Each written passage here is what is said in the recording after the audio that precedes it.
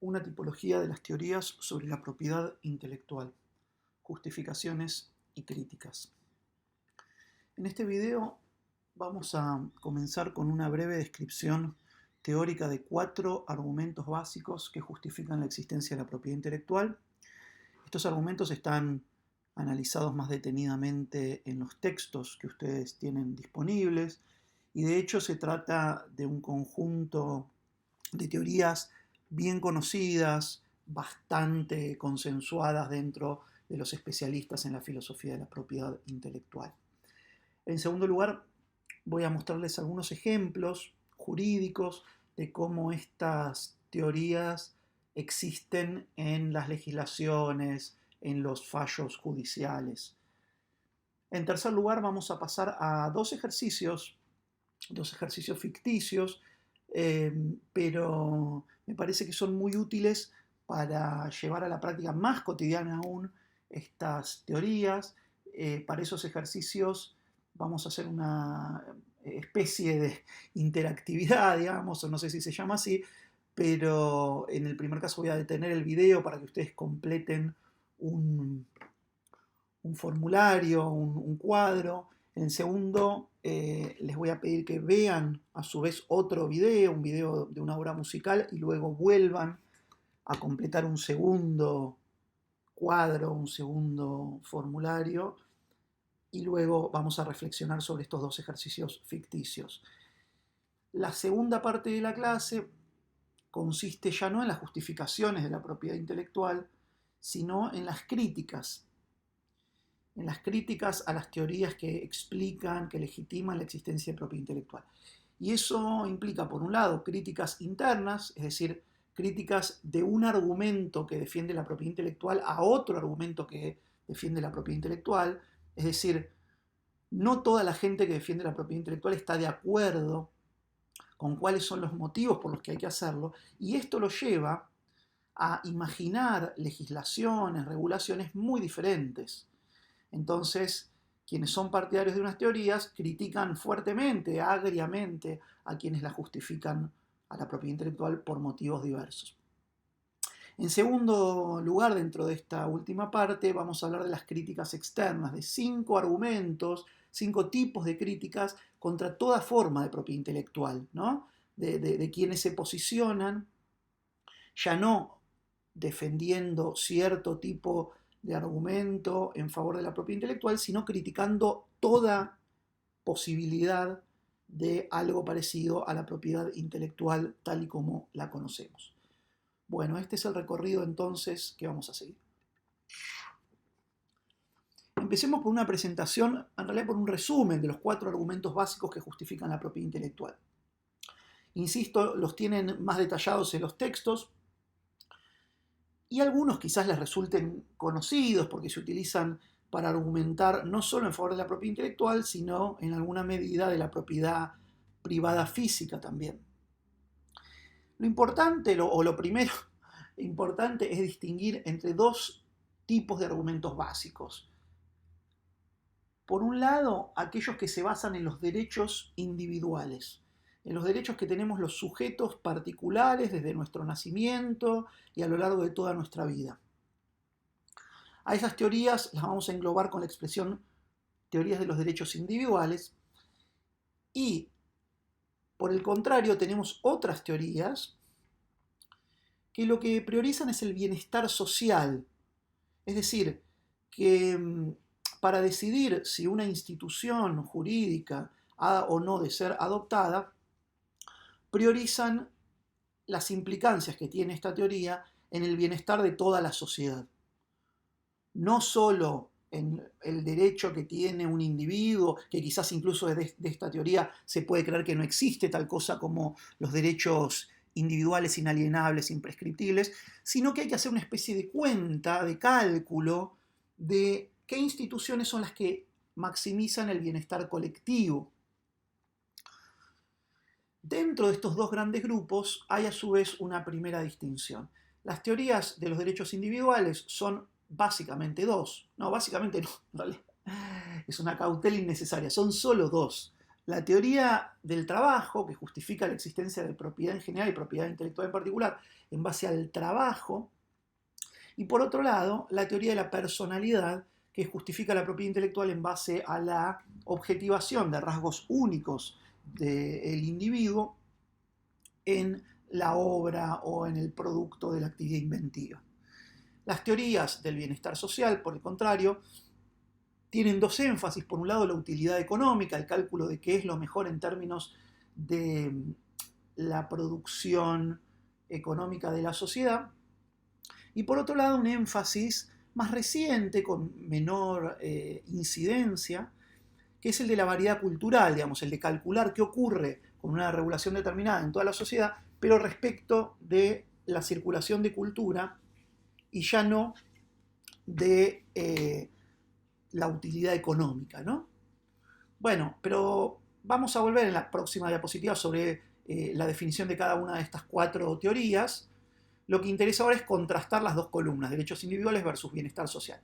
En las de derechos individuales tenemos un fundamento moral. ¿Qué quiere decir esto? Que se otorgan los derechos porque está bien, porque es lo correcto. En las del bienestar social, en cambio, tenemos un fundamento práctico en el sentido de que es aquello que funciona mejor para la sociedad. En los derechos individuales se trata de concebir a la propiedad intelectual en función de derechos preexistentes al contrato social e inalienables, no se pueden quitar, mientras que las teorías del bienestar social refieren a derechos positivos, es decir, concedidos por el Estado después de estos llamados pactos, con el lenguaje contractualista que tanta influencia ha tenido, y son limitados en el tiempo, son limitados por diversas circunstancias. Las teorías de los derechos individuales suponen una analogía directa con la propiedad privada física. En cambio, las teorías del bienestar social tienen argumentaciones distintas de por qué tiene que haber propiedad intelectual respecto de las que tienen esas mismas teorías acerca de por qué tiene que haber propiedad privada física. En alguna medida podemos decir que las teorías de los derechos individuales están basadas en las causas, en qué se hizo antes, y las del bienestar social en calcular las consecuencias del otorgamiento de derechos de propiedad intelectual. Entonces, hecha esta distinción entre dos grupos de teorías, vamos a ver las cuatro más detenidamente. Tampoco tanto, pero digamos una definición mínima de cada una de ellas. La teoría del trabajo dice que la propiedad intelectual es un premio al sacrificio y al esfuerzo del autor o inventor. Es muy simple, es una idea que todos conocemos. La propiedad surge como una recompensa, como un premio al sacrificio y el esfuerzo, ¿no? A la transpiración, a la dedicación. Esa es la idea del trabajo. Trabajaste en producir un texto, trabajaste en desarrollar una invención, por ende mereces una compensación, que en este caso toma la forma de propiedad intelectual. Esa es la idea de la teoría del trabajo, muy conocida. La teoría del trabajo se inspira en última instancia en John Locke, en la teoría de la propiedad de John Locke, ¿no? La teoría de la personalidad es menos conocida, menos intuitiva, y refiere a que la propiedad intelectual surge de que el autor o el inventor manifiestan su ser único, su carácter individual, su esencia, y que eso se objetiva en la obra o invención.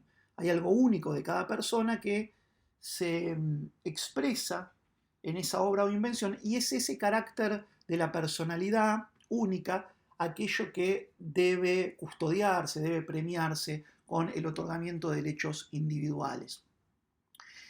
Esta es entonces la teoría de la personalidad, que se inspira en la teoría de la propiedad de Hegel, que por supuesto tiene menos propaganda y es más compleja que la de John Locke. En tercer lugar tenemos a las teorías de la utilidad económica. Estas son las más difundidas en nuestra época, y el argumento tiene la siguiente característica, digamos: la propiedad intelectual es un incentivo a la inversión y a la innovación, que son entendidas como motores del desarrollo económico, Y sin estos derechos de propiedad intelectual, esa inversión, esa innovación se producirían en menor medida de lo que necesita la sociedad, porque quienes hacen las inversiones, quienes llevan adelante las innovaciones, temen que otros actores se apropien de sus actividades inventivas, de sus actividades innovadoras, si no se cuenta con estos monopolios acotados temporalmente, que son las instituciones de la propiedad intelectual, ¿no? Pero digamos, la clave en la teoría de la utilidad económica es custodiar aquello que innovan, custodiar los frutos de la inversión para poder alentar ambas conductas, es decir, priorizando la importancia de la inversión y de la innovación en el desarrollo económico. Las teorías de la variedad cultural, finalmente, que son menos conocidas o menos sistematizadas, sostienen que la propiedad intelectual tiene una misión doble. Por un lado, estimular la producción de ideas por parte del sector de autores, inventores, sobre todo autores e inventores independientes, es decir, que no requieran de un Estado que los subsidie y que por ende puedan valerse por sus propios medios, sin tener que hacer concesiones en sus ideas a aquello que quieren los actores poderosos que los podrían financiar. Y para esto hace falta, ¿no?, darle a esos autores y a esos inventores herramientas de mercado.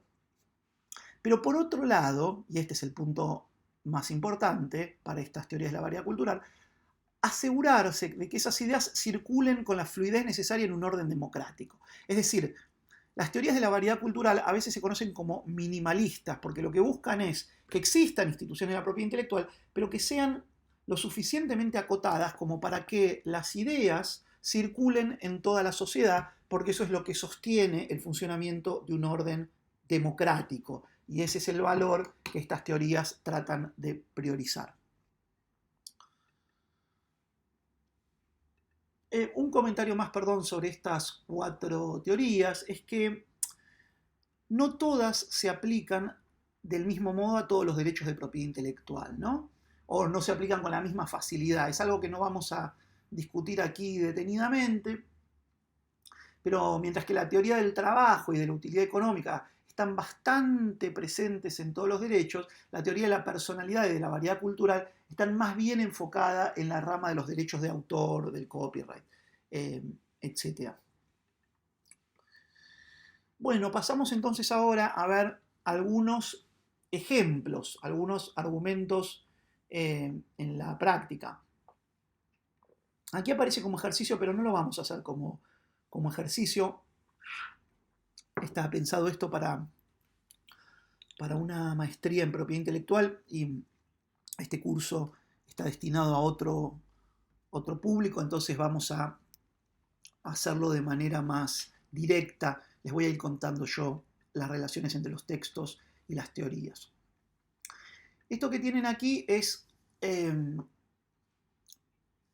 un artículo de la Constitución de los Estados Unidos que se conoce como cláusula del progreso, en donde se señala que el Congreso puede promover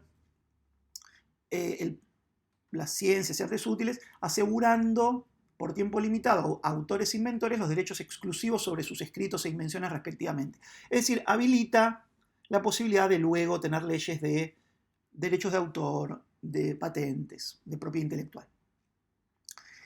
Esta cita claramente puede encuadrarse en las teorías del bienestar social, ¿no? Porque busca el progreso de las ciencias y las artes útiles, ¿no? Ese es el fin. No dice vamos a darles propiedad intelectual porque eso es un derecho inalienable de los individuos, etc., sino que tiene como fin buscar el bienestar social. Uno podría enfatizar el aspecto del progreso económico tanto como el de la variedad cultural, ¿no? Este es un poquitito más complicado. Esto es un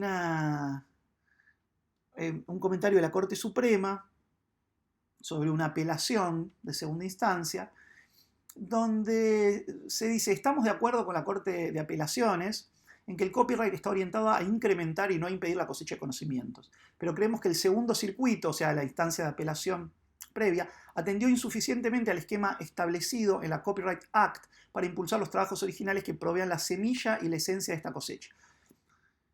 Aquí viene la parte, creo, si recuerdo bien, más importante. Los derechos conferidos por el copyright están diseñados para asegurar a los aportantes al depósito de conocimientos un justo retorno por su trabajo. Entonces aparece la teoría del trabajo de manera muy evidente, ¿no? Las instituciones, los derechos conferidos al copyright están diseñados para asegurar a los aportantes al depósito de conocimientos un justo retorno por su trabajo. En realidad, si uno hila un poquito más fino, el fallo parece estar revirtiendo una sentencia de la Corte de Apelaciones que estaba basada en la teoría de la variedad cultural, ¿no? Que había dicho que no se daba el copyright para que pudiera circular más esa obra. En algún sentido también está la idea de utilidad económica en la parte de impulsar los trabajos originales, ¿no? Pero el elemento más fuerte, evidentemente, es el de la teoría del trabajo. Tenemos ahora un caso, Blainstein-Donaldson, que refiere a un cartel de circo. El fiscal solicitaba la protección por copyright por un cartel de circo.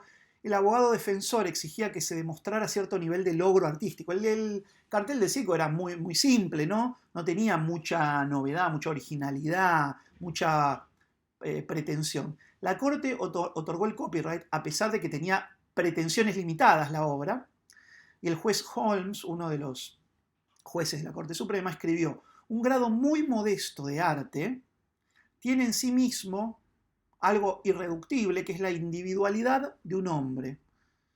No era una sociedad en la que se le ocurriera incluir también de una mujer, ¿no? Eso debe ser protegido por el copyright a no ser que haya alguna restricción. Entonces la idea es que hay que proteger por copyright porque hay algo irreductible que es la individualidad. No importa que el grado de arte sea muy modesto. Fíjense, no importa que haya poco trabajo, digámoslo así, o que sea poco útil incluso, sino que es la individualidad lo que genera esta importancia de la protección. Se trata de uno de los casos no tan frecuentes en los que se refiere al argumento de la personalidad. No importa la originalidad, ni la utilidad, ni el trabajo, ni el bienestar social, sino la expresión de la individualidad de una persona. El siguiente ejemplo refiere a que la ley no ofrece normalmente derechos de propiedad intelectual a los abogados que desarrollan argumentos nuevos y establecen precedentes, ¿no? Poniéndole un poco de contexto, las producciones textuales, las obras de autoría, tienen protección, incluso protección automática, tal vez ya vimos esto en el curso, desde el momento de la fijación de la obra en un medio tangible, desde que uno escribe algo, pero eso sin embargo no aplica a los argumentos de los abogados, algo que se escribe en un fallo, en cualquier documento de la justicia. ¿Por qué? ¿Cómo se relaciona esto? ¿Qué teoría, digamos, justifica esta situación fáctica? La cita se apoya en la teoría de la variedad cultural. ¿Por qué? Porque si se produjera un impedimento tal que para acceder a los argumentos ya utilizados alguna vez por algún abogado, uno tuviera que pagar el precio monopólico que implica un copyright o un derecho de autor, se estaría denegando el acceso a la justicia y con ello se estaría alterando el orden democrático, ¿no? Repito, no tiene mucho sentido repetir porque ustedes pueden rebobinar, ¿no? Pero la idea es que no se puede dar derechos de autor a los argumentos de los abogados, porque si esto fuera así, sería muy difícil que abogados que vinieran después pudieran costear los altísimos costos por reproducir argumentos básicos que circulan o que circularon en los procesos otorgamiento de justicia, ¿no? Entonces, si ocurriera eso, si hubiera que pagar esos costos altísimos, no habría posiblemente un orden democrático justo. Y es aquí donde las teorías de la variedad cultural dicen que el copyright tiene que existir, pero está reducido de modo tal que puedan fluir aquellas ideas que sostengan un orden democrático. Ahí tienen algún agregado un poquito técnico sobre una teoría de Robert Nozick que no vamos a mencionar aquí. Lo tienen en los textos si les interesa. Artículo 4 de la Ley de Patentes de la Argentina, que se parece a la ley de patentes de todo el mundo. Hay 3 requisitos de patentabilidad. La novedad, ¿no? Las invenciones que sean nuevas, que tengan actividad inventiva y que sean susceptibles de aplicación industrial. Que sean nuevas quiere decir que no se hayan hecho antes, que tengan actividad inventiva quiere decir que muestres que laburaste para hacer eso. Y aplicación industrial quiere decir que se pueda reiterar ese procedimiento, que se pueda llevar a una escala comercial. No se refiere naturalmente solo al sector industrial en sentido acotado. Aquí tenemos distintos elementos, ¿no? La idea de aplicabilidad industrial refiere claramente a utilidad económica. Las otras dos lo hacen de manera indirecta. La condición de altura inventiva también refiere a la teoría del trabajo, ¿no? Si te salió de casualidad, no laburaste, no cumplís ese requisito. Hay que mostrar alguna clase de trabajo, que puede, por cierto, probarse con inversión. En una decisión relativamente famosa, la Corte de Apelaciones del 9º Circuito sostuvo que un robot en un comercial, esto lo tenemos en otra de las presentaciones, contado un poco el caso, desde otro ángulo, violó el derecho de publicidad de Vanna White. Vanna White es una conductora estadounidense, o era, no lo sé, pero digamos, Samsung hizo una publicidad en la que incluía un robot que tenía, de acuerdo a Vanna White, una forma de peinarse similar a ella y unas joyas similares en algún sentido a las que utilizaba Vanna White, y el robot tenía una rueda de la fortuna similar a la que se utilizaba en el programa de Vanna White. En este caso, la Corte encontró que el robot era identificable como Vanna White, aunque claramente no se le parecía, por su vestido y poses. ¿Qué teoría justifica esto, haberle dado derechos a Vanna White?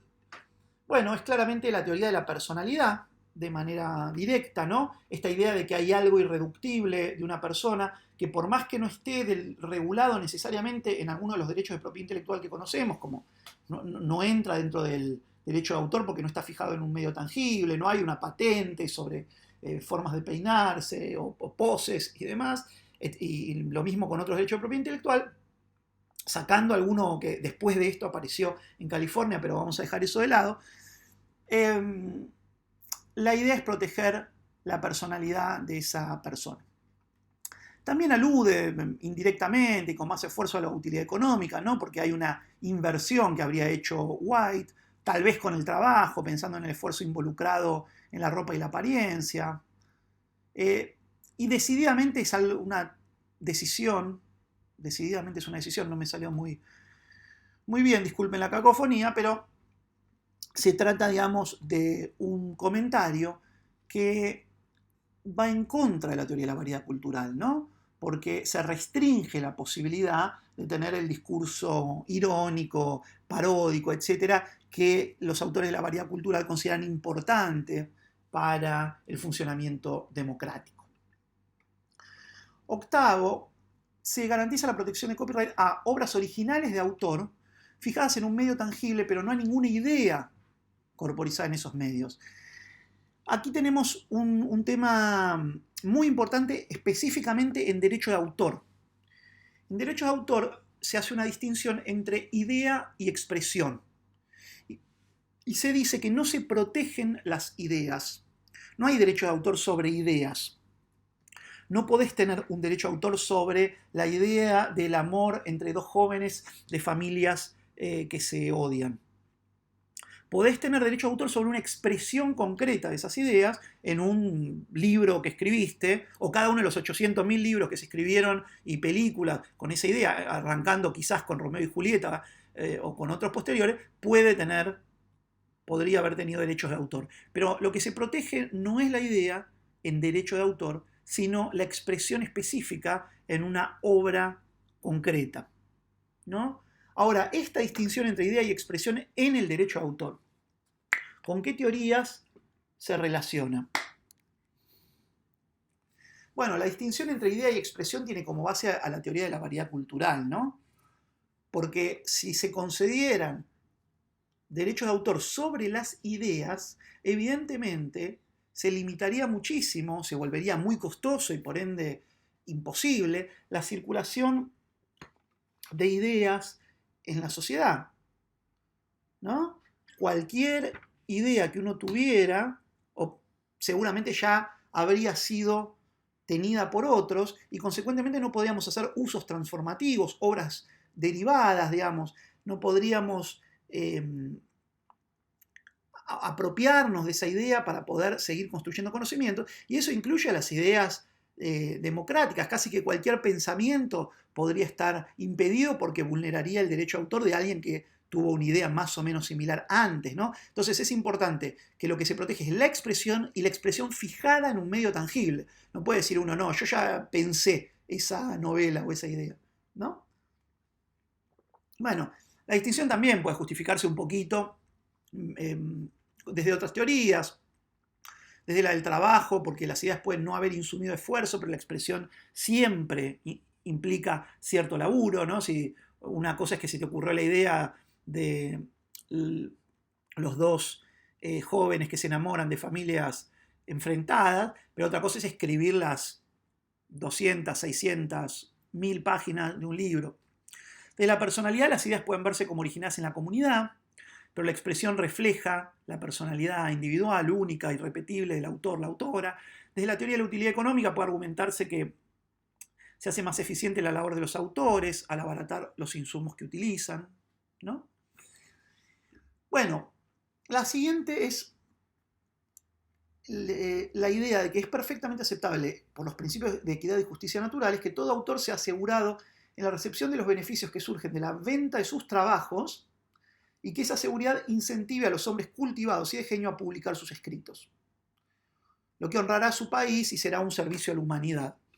Bueno, esto es muy amplio, ¿no? La idea de equidad y justicia natural con la que comienza alude a las teorías de los derechos individuales, cualquiera de las dos. La segunda mitad del párrafo parece referir a la variedad cultural, ¿no? Esta idea de honrará a su país, será un servicio a la humanidad. Lo que no aparece acá es la idea de utilidad económica, no se está calculando en términos dinerarios, en principio. Y creo que es la última esta. La filosofía económica detrás de la cláusula que da poder al Congreso para conceder patentes y copyrights, es la cláusula que habíamos visto al principio, es la de la convicción de que el estímulo del esfuerzo individual a través de la ganancia personal es el mejor camino para avanzar en el bienestar público a través del talento de autores e inventores. Los días de sacrificio dedicados a actividades creativas merecen recompensas mensurables en unción, no, sino en función, me faltó la F ahí, de los servicios prestados. Bueno, aquí tenemos muy claramente recortados dos argumentos. La primera parte es clarísimamente utilitarista, estímulo al esfuerzo individual a través de la ganancia personal, mejor camino para avanzar en el bienestar público. Eso es el discurso claramente de la teoría de la utilidad económica. Pero el final es, de manera prístina, el argumento del trabajo, ¿no? El sacrificio y el esfuerzo como causales de la recompensa mediante el título de propiedad intelectual. Terminamos ahora entonces con la parte más teórica y vamos a aplicar esto en ejercicios ficticios. Entonces les voy a presentar el ejercicio número 1. Imaginen que tenemos un fotógrafo, que ese fotógrafo trabaja para el New York Times, pero trabaja de modo freelance. no le dan un laburo fijo, no está en relación de dependencia, tiene un vínculo inestable en el que él querría estar en relación de dependencia, pero saca fotos freelance y trata de vendérselas al New York Times. Eso ocurre cada tanto, menos de lo que este fotógrafo querría. Y para ganar algún dinero, este fotógrafo, que es una especie de paparazzi, se pone cerca de los hoteles alojamiento y espera que salgan celebridades de allí. Pasa horas, días, noches, lluvia, calor, ahí enfrente de estos hoteles alojamiento tratando de enganchar a alguien conocido. Y resulta que un día ve salir de allí a Hillary Clinton y Donald Trump, pero lo que interesa aquí es a dos figuras públicas muy famosas que no quieren ser vistas en esa situación. Entonces tenemos, por un lado, el interés del fotógrafo en decir, bueno, tengo esta foto, yo tengo propiedad intelectual sobre esto. Tenemos el interés de las celebrities que dicen, no, acá eliminá esas fotos, o son nuestras, no podés comercializarlas, no podés venderlas. Tenemos el interés del New York Times que dice, esas fotos son nuestras porque nosotros somos el empleador de este fotógrafo, las queremos con exclusividad. Y tenemos los intereses también de otros medios que también quieren las fotos y que dicen hay que publicar las fotos, pero tienen que estar disponibles para todos los medios, ¿no? Entonces tenemos cuatro intereses distintos en esta situación. Cuatro intereses que podemos sistematizar del siguiente modo. El camarógrafo o fotógrafo considera que, o sea, sus abogados dicen que deben difundirse las fotos y que deben concederse derechos de propiedad intelectual con exclusividad a él, sí y a él. Las celebridades dicen que no a las dos cosas, no hay que difundir las fotos y no deben concederse derechos de propiedad intelectual a nadie. La empresa empleadora dice que deben difundirse las fotos y que deben concederse derechos de propiedad intelectual exclusivos, pero a la empresa. Y las otras empresas, y el público en general dicen que deben difundirse las fotos, pero que no deben concederse derechos exclusivos. Entonces, con estos argumentos, o mejor dicho, con estas cuatro posiciones, les propongo que construyan este cuadro. Traten de hacer de abogados, de abogadas, de cada una de las partes, diciendo cuál de los cuatro argumentos, o qué argumentos utilizarían, mejor dicho, para justificar la posición de cada uno de esos cuatro, en base a qué teoría, cuál de las cuatro teorías que vimos funcionaría en cada uno de los cuatro casos y cómo desarrollarían el argumento. Entonces, les estoy pidiendo que hagan un brevísimo trabajo de abogados de cada uno de estos cuatro actores, que escriban esto en alguna hojita o donde quieran, y que frenen el video, así vemos la respuesta.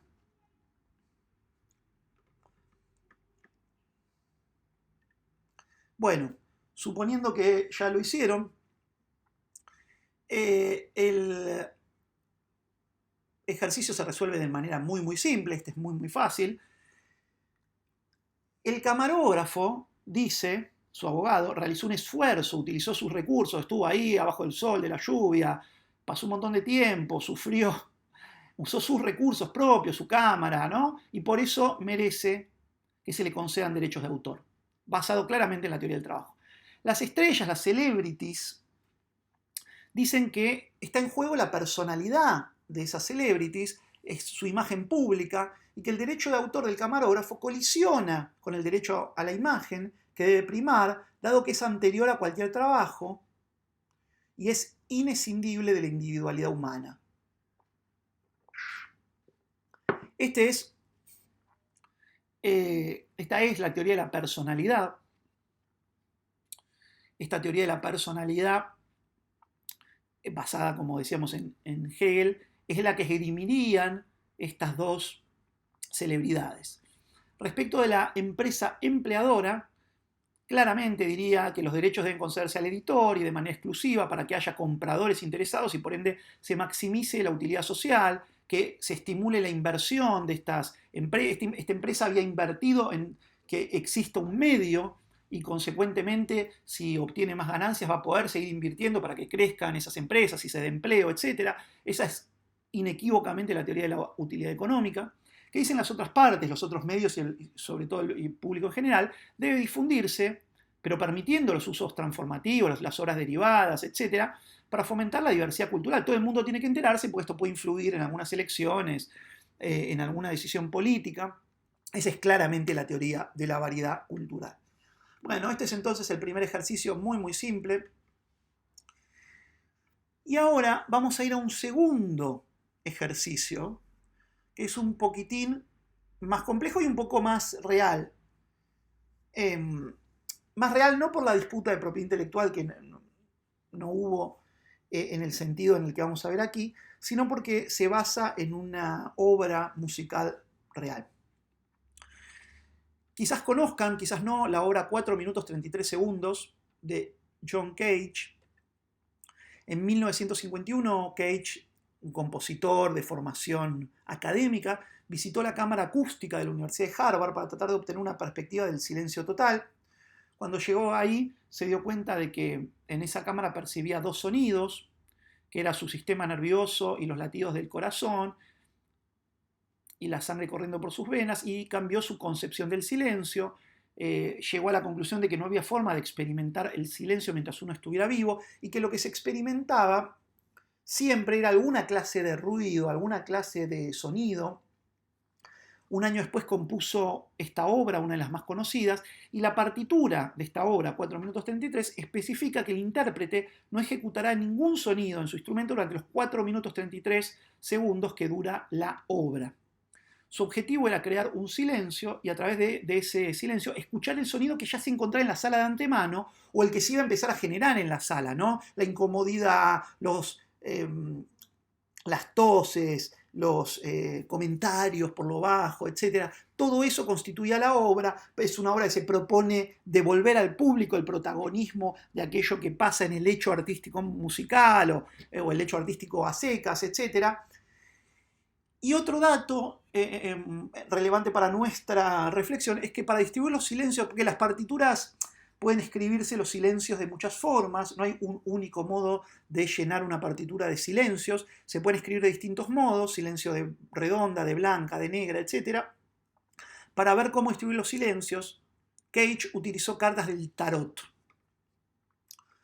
Bueno, con estos elementos les voy a proponer que escuchen la obra y realicen el ejercicio número 2. Yo voy a poner en la playlist en la que está este video, a continuación, si todo sale bien, una versión de esta obra para que ustedes la escuchen o participen, justamente, no sé qué tanto van a escuchar, pero vamos, para que participen de esa obra y luego, con esa información, pasen a hacer el ejercicio número 2, que es este que está aquí. O sea, ustedes escuchan la obra después de esto y luego completan desde cada teoría a favor y en contra de la protección de la obra, ¿no? Aquí fíjense que invertimos respecto al ejercicio anterior. Tienen las 4 teorías y necesito que desde cada teoría argumenten por qué estarían desde esa teoría, un abogado desde esa teoría en contra de la protección y por qué desde esa teoría, cómo la utilizarían para estar a favor de la protección. Así quiero que ejercitemos el cómo pensar desde la misma teoría a favor y en contra de la protección de la misma obra. Entonces, viene el video de Cage, o no de Cage, de su obra, después completan esto y después continúan con el próximo video donde tenemos la respuesta y el resto de esta clase.